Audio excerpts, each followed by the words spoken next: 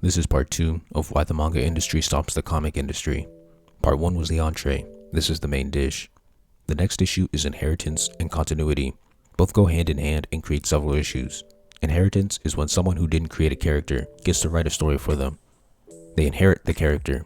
Continuity is how the past connects or doesn't connect to the present. Let me paint a picture. Some guy named John Doe creates a new character named Jumpman. A freak accident gave him the power to jump people with a 90% success rate. Jumpman is successful in sales and runs for several years, but unfortunately, Jumpman is part of a connected universe. Some other writer creates a crossover crisis event that includes all of the company's characters, including Jumpman. So now, a person who is not John Doe is writing Jumpman. Do the events of this crisis affect John Doe's line of Jumpman comics? Who knows? Eventually, another writer comes in to write Jumpman for undisclosed reasons. This man is George Washington, and he starts taking Jumpman in a direction that John Doe wouldn't have, although it's not too far gone. George Washington also realizes that Jumpman has been going on for a while, and certain events prevent him from writing the stories he wants to, so he retcons them. Eventually, Washington's term is up, and another person writes Jumpman. His name is Serial Killer. Serial gets slightly further away from John Doe's vision. He realizes that John and George have been aging up Jumpman every year, which leaves him in a tight spot, so he retcons Jumpman's age to be younger and continues writing. With each new writer, the story of Jumpman gets further away from the original vision. Furthermore, people who want to get into Jumpman have to read so many comics of differing quality. Eventually, the comic company decides to execute another crossover event called New 69 that resets the entire universe in order to make it easier for new fans to jump in. This results in all those years of Jumpman comics being rendered non-canon, but it doesn't stop there. The Jumpman story has been one ongoing series. Now, there's a second ongoing series written by different writers, and then other miniseries written by different writers. From here, more incompetent writers continue Jumpman and the story never gets to end, becoming a disastrous game of telephone. The first major issue is that comics don't end. For some reason, these comic companies want to write these characters to have new stories until the end of time. From a business standpoint, when a story goes on for too long, it becomes unwelcoming to new fans because they have to start all the way from the beginning. And if for some reason, there's a way that they can start from the middle, that serves as a middle finger to all the fans that have been reading from the start, because that content is either being deemed unimportant or non-canon. That's an insult to the continuity. From a quality standpoint, good stories always end. The ending is usually a pivotal and cathartic moment in the story, and when a story keeps going on for years, it usually dips in quality. So endless stories aren't good, but they also create a path for the next issue. Same character, different writers. 9 times out of 10, someone who didn't create a character shouldn't be allowed to write their story. Writers shouldn't inherit characters. If you didn't make that character popular, why should you get to write a story for them? When different writers take over and a character's universe becomes a revolving door for writers, there are bound to be inconsistencies because not everyone has the same vision as the original writer.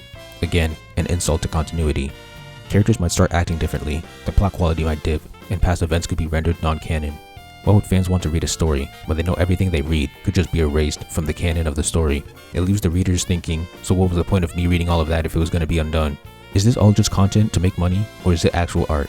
Even if a good writer eventually came in, they would either have to do a mass reset or make something out of the mess that the previous writer left.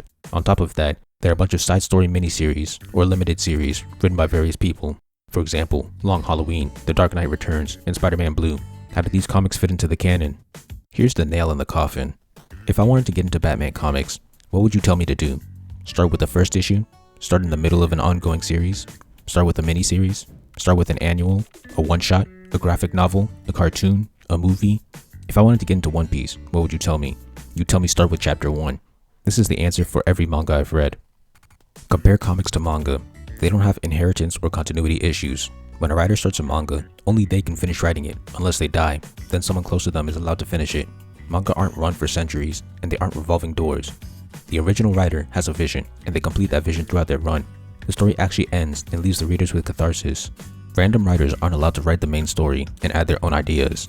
What comics call ongoing series? Manga only have one of them. There's only one One Piece manga you need to read. There's only one Naruto manga you need to read. There may be side stories in the form of manga or light novels, but the writers for these are picked by the original writer and follow their instructions. They aren't allowed to freestyle. The side stories also aren't necessary reads for understanding the ongoing series. There is never a point in One Piece, Naruto, or Bleach where something in the ongoing series is rendered non-canon.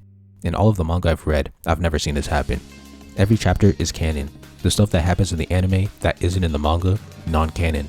The stuff in the original movies, non-canon. The original writer is the sole dictator of their manga. Because of all these qualities, continuity is respected and inheritance is denied. There's one more reason that I nearly forgot to include related to the success of the industry. This trait is the connectivity between comics and their other forms of media. With manga, when there's a TV show made about the manga, it is a direct translation and adaptation. This means that when someone finishes the anime, they can jump right into the manga. This is an intentional choice because Japan views anime as advertisements for manga. If you look at the sales of manga like Hero Academia, Demon Slayer, and JJK, you can see how much the anime's popularity affected the volume sales. When the anime eats, the manga eats too. This isn't how it works in the West. When the MCU racks up all that money, the comic sales don't increase despite the accumulated wealth of their movie counterparts. This is because the movies aren't adapting the comics, and how could they? I just covered the messiness of the comic stories due to the continuity and inheritance problems. When superhero movies eat, superhero comics get scraps, if anything at all. They don't work together. In conclusion, I believe that manga are better than comics because they only allow the creator of the comic to write the comic. They give the creator full control of their comic. Their comics end once their creator's vision is complete. The creators treat their characters and stories with respect, and the creators have more merit when they are hired. I ripped apart the comic industry, but if I had to come up with a solution, I have an idea. My solution would be to copy what the superhero cartoons and movies are doing. Abandon ongoing stories and focus on limited runs. Once Raimi's Spider-Man was finished, in came TASM. Once TASM was done, the MCU could make their home series. After the 90s Batman movies, Nolan made his trilogy. Once that was done, Snyder added him to the universe. Then Reeves got to start his own series. The comics would be like that.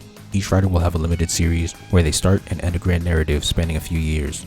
Then the next writer will come in, reset the universe, and write their story. The writers will have to be properly vetted so that they don't drop garbage. This is the only way I can see the legacy still existing while keeping the quality high. Maybe there would even be an overarching producer of all the comics that would allow for crossovers between these limited runs, like with the MCU or DCAU. Then all the shows and movies will be adaptations of these comics, like anime and manga. Now, the characters technically still last forever, but each story is finite and has only one writer who has proved themselves worthy. Continuity issues are also decreased since each run is separate. Inheritance still exists, but to a smaller degree. It's not perfect, but I think it's better.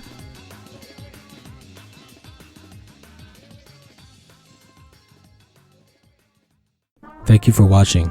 Please like, comment, share, subscribe, and help me revolutionize the manga industry by buying my manga and spreading the word. All important links will be in the description.